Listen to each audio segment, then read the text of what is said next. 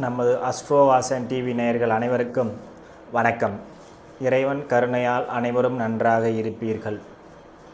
இந்த வீடியோவில் நம்ம பார்க்க போவது வைகாசி மாத ராசி பலன்கள். இந்த வைகாசி மாத ராசி பலனில் முதல்ல என்னென்ன சிறப்பு இருக்குது, இந்த மாதத்தில் நடக்கக்கூடிய அமாவாசை பௌர்ணமிகள் மற்றும் கிரக பயிற்சிகளை முதல்ல பார்த்துடலாம். இந்த வைகாசி மாதத்தில் 2 அமாவாசை வருகிறது. அதாவது வைகாசி மாதம் 2ஆம் தேதியும் மற்றும் வைகாசி மாதத்தின் இறுதி நாளான 31ஆம் தேதியும் அமாவாசை 2 தினங்கள் வருகிறது. பௌர்ணமி வைகாசி மாதம் 16ஆம் தேதி பௌர்ணமி வருகிறது. இந்த வைகாசி மாதம் பொதுவாக என்ன ஒரு விசேஷம்னா சிர மாதம், அதாவது நிலையான மாதம். வைகாசி மாதத்தில் சூரியன் ரிஷப ராசியில் சஞ்சரிக்க போகிறார். பொதுவாக இந்த ரிஷப ராசி, அதாவது நில ராசிகளில் சூரியன் சஞ்சரிக்கக்கூடிய இந்த 4 மாதங்கள் தான் விஷ்ணுபதி புண்ணிய காலம் ஆரம்பிக்கக்கூடிய நாள் வைகாசி மாதம் 1ஆம் தேதி. இந்த வைகாசி மாதம் 1ஆம் தேதியில் சூரிய பகவான் மேச ராசியிலிருந்து நில ராசியான ரிஷபத்துக்கு பயிற்சியாகி விஷ்ணுபதி புண்ணிய காலத்தை ஆரம்பித்து வைப்பார். இந்த வைகாசி மாதத்தில் இன்னொரு சிறப்பு என்ன வருதுன்னா, வைகாசி மாதம் 18ஆம் தேதி குரு பகவான் இரவு கடகராசிக்கு பயிற்சி ஆகிறார். இந்த வைகாசி மாதம் 18ஆம் தேதி மிதுன ராசியிலிருந்து கடகராசிக்கு பயிற்சியாகி உச்சமாகிறார். இந்த நிகழ்வு 12 வருடங்களுக்கு ஒரு முறை மட்டுமே குரு உச்சமாகக்கூடிய நிகழ்வு. அவர் வருடம் பயிற்சி ஆனாலும் அவர் உச்ச ராசியான கடகத்துக்கு பயிற்சி ஆகிறது இந்த வருடம் வைகாசி மாதம் 18ஆம் தேதி. இந்த மாதத்தோட சிறப்பு இது.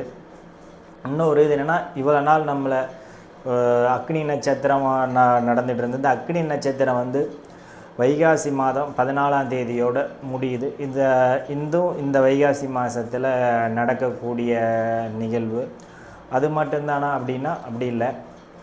வைகாசி மாதம் 15ஆம் தேதிக்கு குருவான் ரிஷப ராசியிலிருந்து மிதுன ராசிக்கு பயிற்சி ஆகிறார். அதாவது தன்னுடைய ஆட்சி வீட்டுக்கு அவர் பயிற்சி ஆகிறார். இந்த வைகாசி மாதத்தில் நாம் ஒவ்வொரு ராசி பலன்லையும் பார்க்கலாம். வைகாசி மாதத்திற்கான துலா ராசி பலன்களை பார்க்கலாம். இந்த துலா ராசிக்கு துலா ராசிக்கு இந்த மாதங்களின் கிரகங்கள் இருப்பு நிலை பார்க்கலாம். உங்கள் ராசிநாதன் உங்கள் ராசிக்கு 9ஆம் இடத்துல வைகாசி மாதம் 25ஆம் தேதி வரைக்கும் அவர் இருக்கிறார்.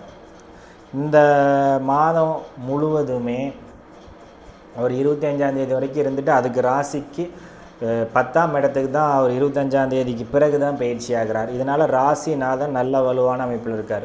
அடுத்து ராசிக்கு 7ஆம் இடத்துல செவ்வாய் ஆட்சி பெற்று இந்த மாதம் முழுவதுமே அவர் அங்கே தான் செஞ்சரிக்கிறார், அங்கே தான் அவர் பயணிக்கிறார்.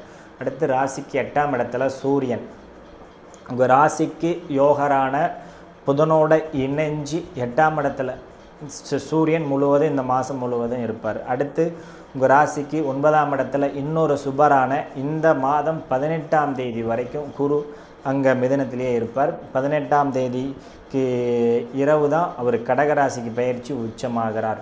இந்த கிரக நிலைகளால் வைகாசி மாதம் துலா ராசிக்கு என்னென்ன சாதகங்கள் ஏற்படும், பாதகங்கள் ஏதாவது ஏற்படுமா, உடல்நிலை சரியாகுமா, உடல்நிலையெல்லாம் எப்படி இருக்கும், குடும்பம் எப்படி இருக்கும், தனம் வாக்கெலாம் எப்படி இருக்கும், இதெல்லாம் பார்க்கலாம் வாங்க.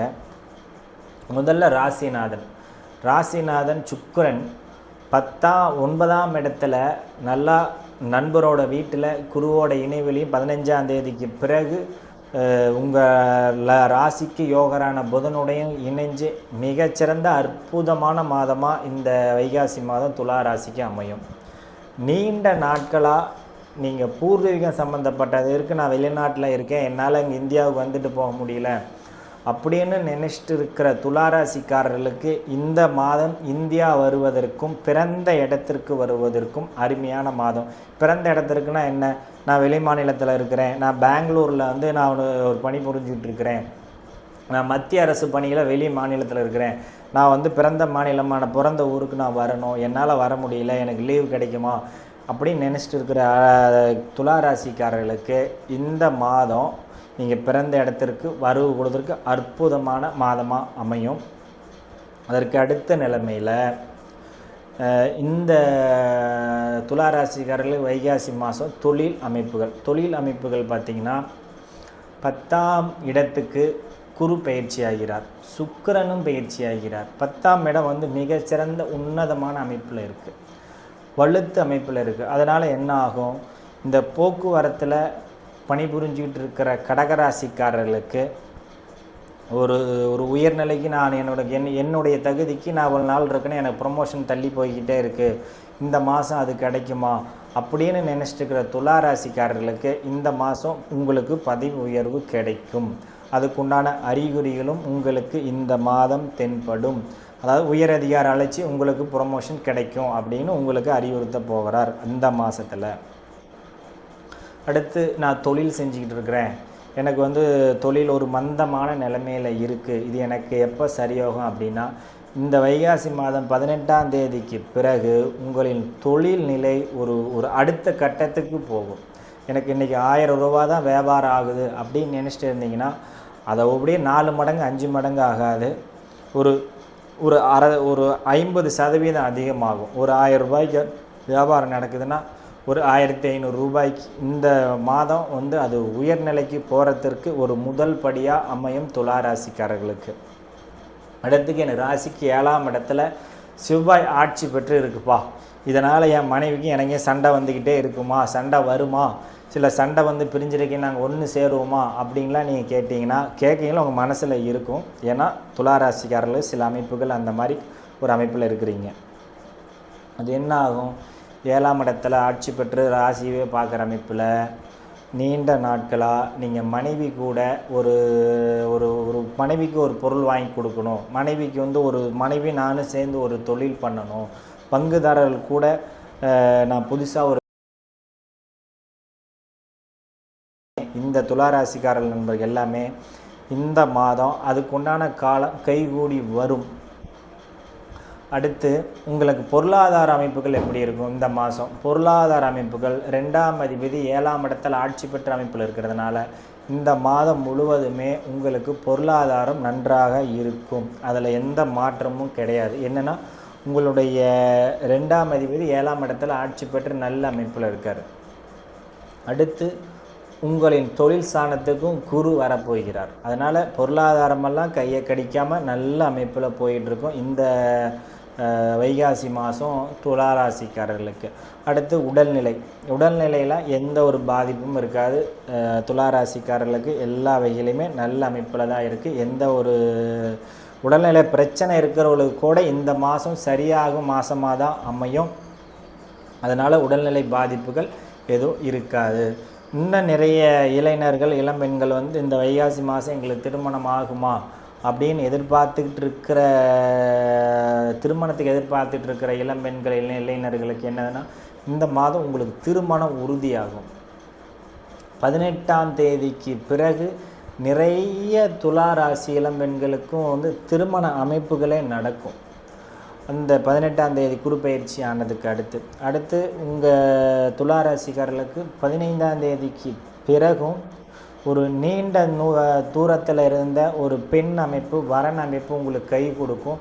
இந்த இடத்துல நான் இந்த நீண்ட அவங்களுக்கு வந்து நீண்ட கால சொந்தம், அவங்க பெண்ணை கேட்கலாமா, அவங்க மகனுக்கு என் மகளை கொடுக்கலாமா அப்படின்னு நினச்சிட்டு இருக்கிறவர்களுக்கு உறவினர்களுக்கு இந்த வைகாசி மாதத்தில் உங்களுக்கு அந்த சொந்தத்தில் திருமண அமைப்பு கைகூடி வரும். சரி, இந்த வைகாசி மாதம் எங்களுக்கு சாதகம் இல்லாத நாளே கிடையாதா, எல்லா நாளும் சாதகமானு கேட்டிங்கன்னா அப்படி இல்லை. வைகாசி மாதம் பிறந்த உடனே உங்களுக்கு சந்திராஷ்டமான நாட்களும் வருது. அதனால் சந்திராஷ்டம நாட்களில் ஒரு 2.5 நாள் கொஞ்சம் நிறுத்தி நிதானமாக கவனமாக நீங்கள் இருக்கணும். வைகாசி 1-2 கொஞ்சம் கவனமாக இருக்கணும். அடுத்து இந்த வைகாசி மாதத்தில் நீங்கள் என்ன வழிபாடு பண்ணணும்? உங்கள் ராசிநாதன் அதாவது சந்திராஷ்டமம் 3 நாளும் உங்கள் ராசிநாதன் வந்து 9ஆம் இடத்துல குருவோடு இணைஞ்சு இருக்கிறதுனால அந்த 9ஆம் இடம் பெருமாள், அதாவது வந்து புதனின் வீடு. புதனுக்கு அதிபதி யார்? மகாவிஷ்ணு. மகாவிஷ்ணுவோட இணை மனைவி, அதாவது வந்து மகாலட்சுமி வழிபாடு பண்ணுறதும் மகாவிஷ்ணு வழிபாடு பண்ணுறதும் வைகாசி மாதத்தில் துலா ராசிக்காரர்களுக்கு ஏற்ற வழிபாடாக அமையும். வாழ்த்துக்கள். இறைவனோட கருணையால் நல்லா இருப்பீங்க.